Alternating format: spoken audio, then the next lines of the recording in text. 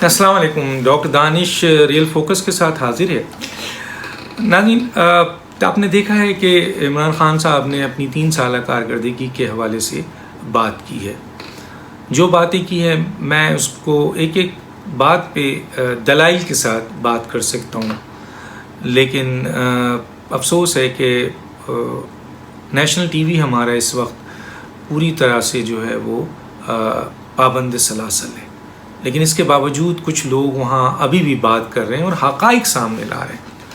Social media اس سے آزاد ہے، پوری کوشش کی جا رہی ہے کہ اس کو بھی پکڑا جائے، لیکن اللہ تعالیٰ کا شکر ہے ابھی بھی سوشل میڈیا آزاد ہے. 3 سالہ کارکردگی کے اوپر ہم نے آپ کو ایک ویلاگ دیا جسے معاشی کارکردگی ان کی کمپیریزن کر کے دوسرے حکومتوں سے بتائی. کسی نے ہم سے سوال بھی کیا کہ جناب پچھلی حکومت پہ بھی آپ کرٹکس کرتے تھے، اس حکومت پہ بھی کرٹکس کر رہے ہیں. تو یار خوشی کی بات ہے نا بھیا کہ ہم کسی کے چمچے نہیں ہیں، ہم کسی کے پیڑ نہیں ہیں. جو حکومت ہوگی ہم اس کو پکڑیں گے، چاہے وہ PMLN کی ہو، پیپلز پارٹی کی ہو، یا آپ کے کسی اور جماعت کی ہو. اور اگر وہ اچھا کام کریں گے ہم ضرور بتائیں گے. اگر PMLN والوں نے 5.8 کیا اپنا گروتھ ریٹ، لیکن وہ گروتھ ریٹ بنگلہ دیش سے کم تھا تو ہم کرٹیسائز کر رہے تھے. اور آج اگر وہ جو ہے وہ -4 پہ گیا، 1.9 پہ گیا، پھر 3.2 پہ آیا تو ہم اس کے اوپر بھی سوال اٹھاتے ہیں.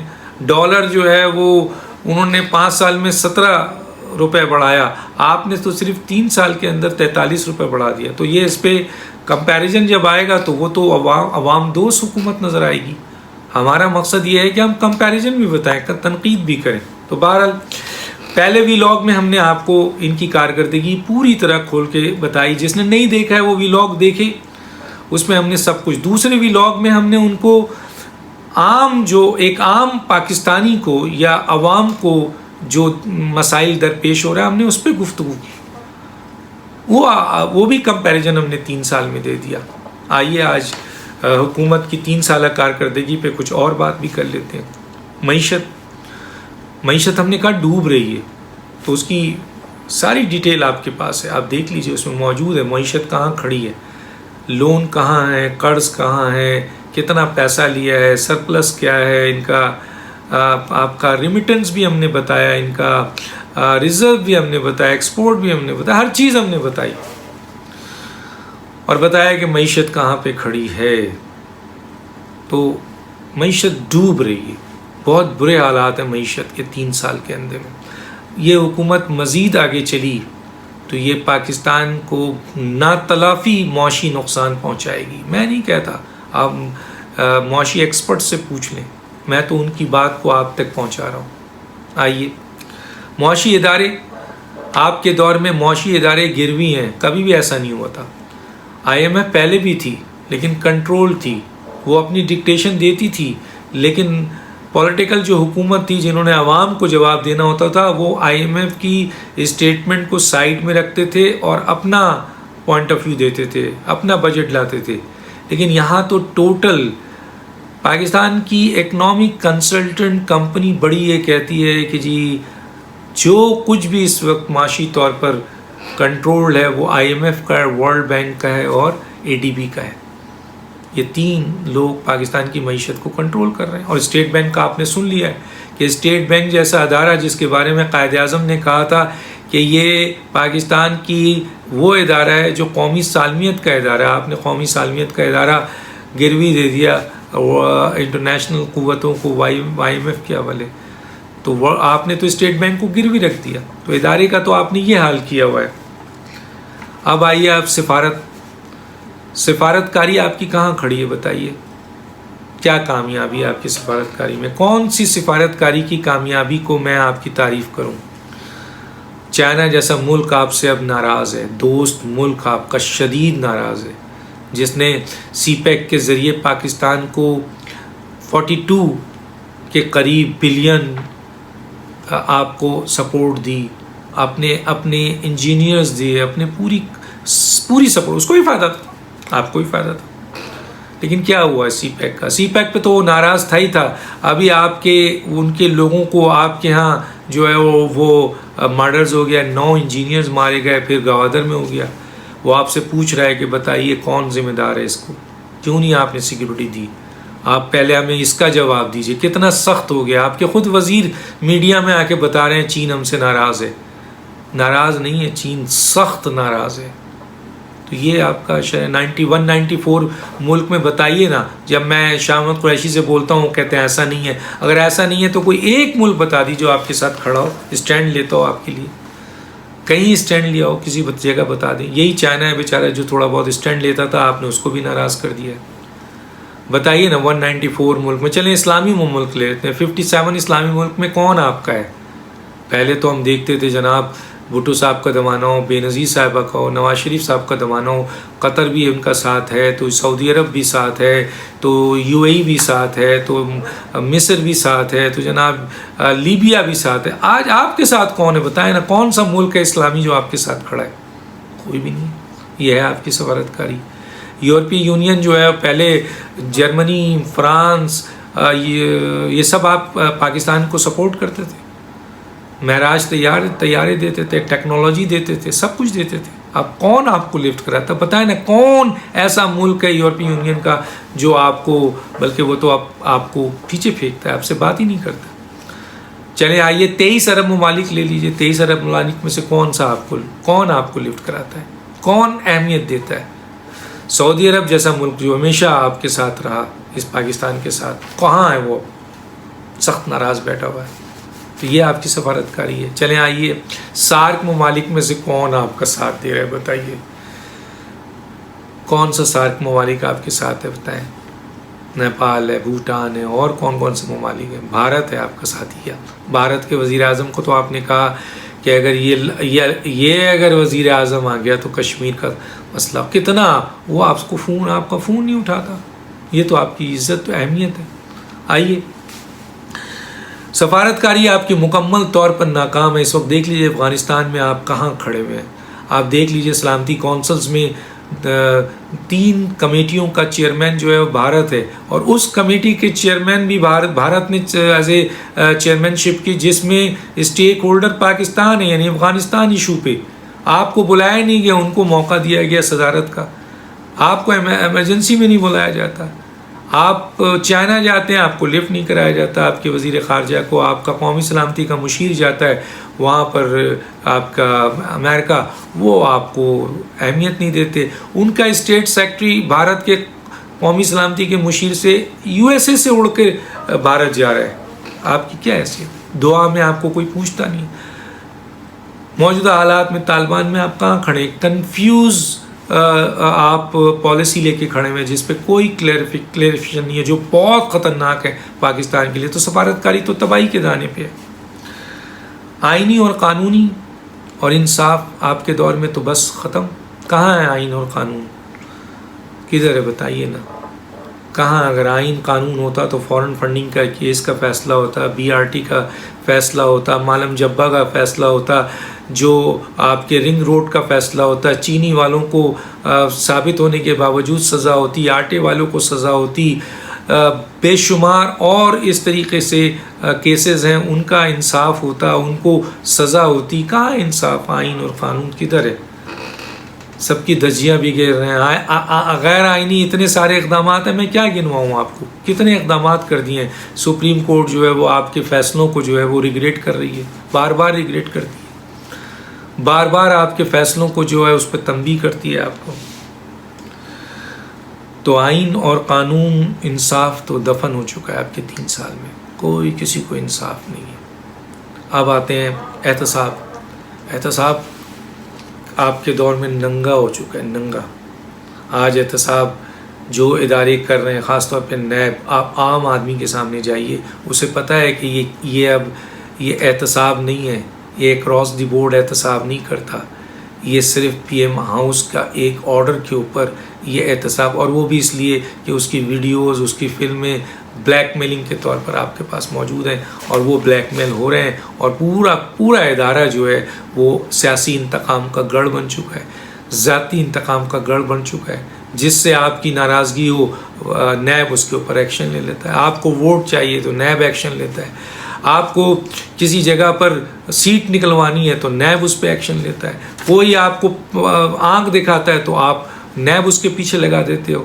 کوئی آپ کا کارکن جو ہے وہ باہر نکلتا ہے ہٹتا ہے وہ نیب اس کے پیچھے لگاتے ہیں. نذیر چوہان جو ہے وہ آپ پر سوال اٹھاتا ہے آپ نیب اس کے پیچھے لگا دیتے ہو.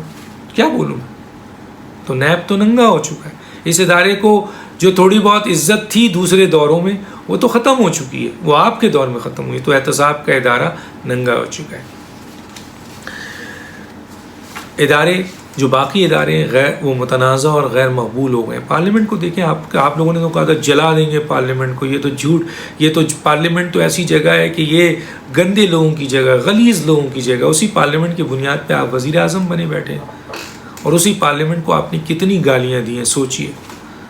اور آج آپ نے اس پارلیمنٹ کو غیر مؤثر کر دیا, ختم کر دیا. آرڈیننس پہ آپ چلتے ہیں, اور جب پارلیمنٹ کی بہت زیادہ ضرورت ہوتی ہے تو باہر کی طاقت سے آپ پارلیمنٹ کے اندر جنگ میں جو ہے وہ اپنے مفادات کے فیصلے کرا لیتے ہیں, غیر آئینی, غیر قانونی.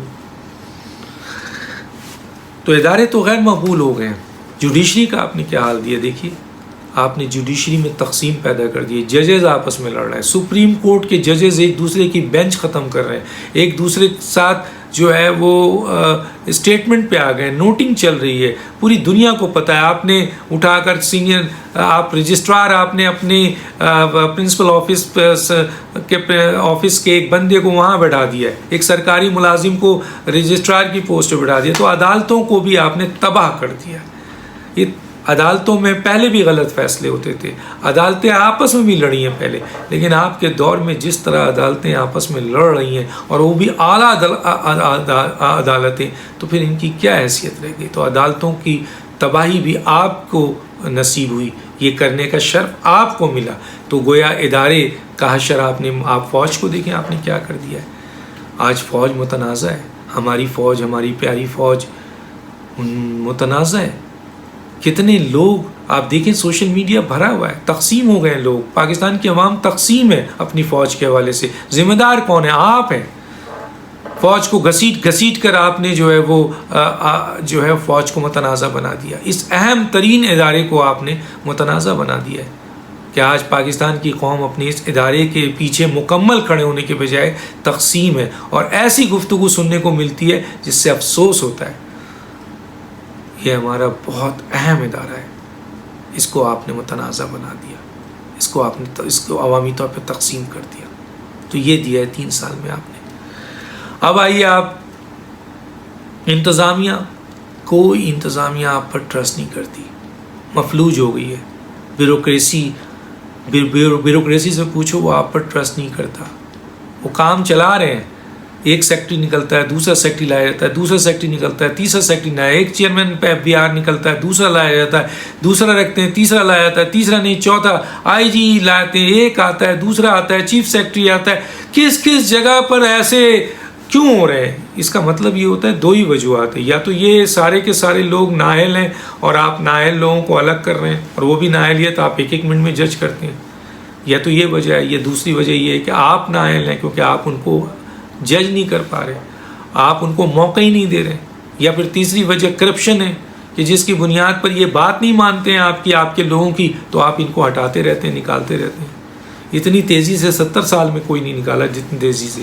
تو سب سے زیادہ تو پوزیشن اسٹیبلش یہ ہوتی ہے کہ یہ لوگوں سے تو اور دوسرے لوگوں نے بھی کام کیا ہے, دوسری حکومتوں نے ان بیوروکریسی سے کام لیا ہے, جن کو آپ بار بار نکال رہے ہیں اور بتا رہے ہیں کہ جی نااہل, آپ نااہل ہیں. ایک سیکٹری کو اپنے آفس میں بلاتے ہیں, کہتے ہیں میں چاہتا ہوں کہ آپ فوراً ریزائن کریں اور جائیں.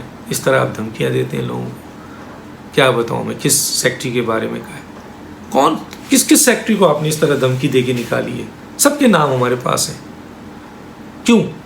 وجہ بھی ہمیں پتہ ہے, بتا بھی رہے ہیں ہم آپ.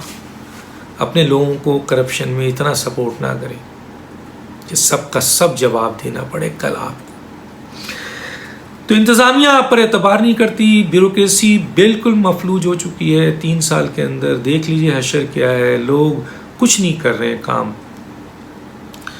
گورننس جس میں rule of law, merit, transparency, public participation, government effectiveness, یہ سب چیزیں شامل ہوتی ہیں. کہاں ہے رول آف لا, کہاں ہے میرٹ کا کیا اشر ہے دیکھیے اس وقت. کیا اشر کیا ہوا آپ نے میرٹ کا اللیگل طریقے سے، غیر قانونی طور پہ آپ نے کئی اہم ترین پوزیشن پہ پوسٹنگ دی ہے. آپ کو یاد رکھنا چاہیے کہ چند پوسٹنگ کے بنیاد پہ Yusuf Raza Gilani as a speaker جیل گئے تھے. آپ نے تو ہزاروں پوسٹنگ اللیگل اور غیر قانونی کی ہے، جو عدالتوں میں کیس پڑا، لیکن عدالت ان کے فیصلے نہیں کر رہے اور ثبوتوں کے ساتھ پڑا ہوا ہے. تو یہ آپ کو کل جواب دینا ہے. یہ 3 سال میں آپ نے دیا ہے. میرٹ کا یہ اشر ہے، ٹرانسپیرنسی کا یہ اشر ہے کہ پوری دنیا میں آپ بدنام ہیں. ٹرانسپیرنسی انٹرنیشنل آپ کو آپ کے پاسپورٹ کے بھی بتا رہا ہے، آپ کی کرپشن کے حوالے سے بھی بتا رہا ہے، آپ کی میڈیا کے اوپر قدغن کے حوالے سے بھی بتا رہا ہے. دنیا میں آپ کو بتایا جا رہا ہے کہ آپ کہاں کھڑے ہوئے. پبلک پارٹیسپیشن، پبلک کا تو آپ نے جینا دوبر کر دیا. خودکشی کر رہے تو وہ بیچاری کہاں سے پارٹیسپیٹ کرے گی. آپ نے غریب ختم کرنے کا ٹھیکہ لیا ہوا ہے اور کرنے گا. گورنمنٹ افیکٹونیس، گورنمنٹ ہوگی تو افیکٹونیس ہوگی نا. تو اس کا مطلب ہے گورننس زیرو، 3 سال میں زیرو. سماج کو آپ نے کیا دیا ہے؟ گالم گلوچ، دھمکیاں، گالیاں. لوگوں میں آپ نے یہ صلاحیت کر دیا ہے، نوجوانوں میں بھر دیا ہے. آپ نے گالم گلوچ کی سیاست دی ہے. بدترین طریقے سے ابیوز لینگویج لوگ استعمال کرتے ہیں. آپ کے دور میں فحاشی آسمانوں کو جا رہی ہے. کیا ہو رہا ہے آپ کے دور میں؟ دیکھیے کس طریقے سے ہو رہا ہے. پھر آپ کے دور میں مذہب کی جتنی بے حرمتی ہوئی ہے، خاص طور پہ مدینے کی ریاست کی بنیاد پہ 3 سال میں آپ نے کیا. پہلے کوئی مدینے کی ریاست کا مذاق نہیں اڑاتا تھا. آپ کے دور میں آپ نے مذاق بنا دیا. سیاست، آپ نے سیاسی انتقام 3 سال میں صرف انتقام ہی انتقام لیا ہے. سیاست میں کچھ نہیں دیا. سیاست کو آپ نے، ملک کو آپ لوٹ رہے ہیں، آپ کے لوگ لوٹ رہے ہیں. 3200 ارب آپ کے دور میں الزام آ چکا ہے اور ملک بدنام ہو چکا ہے. مانگنے میں، زکوٰۃ میں، فطرہ میں اور بڑی بڑی باتیں کرنے میں اور بڑے بڑے دعوے کرنے میں اور لوگوں کے ساتھ آپ کے رویے کی بنیاد پہ ملک مکمل طور پہ بدنام ہو چکا ہے، تنزلی کا شکار ہے. تو یہ تھی آپ کی 3 سال کی چند اور کامیابیاں. ڈاکٹر دانش کو یاد دیجیے. اللہ حافظ.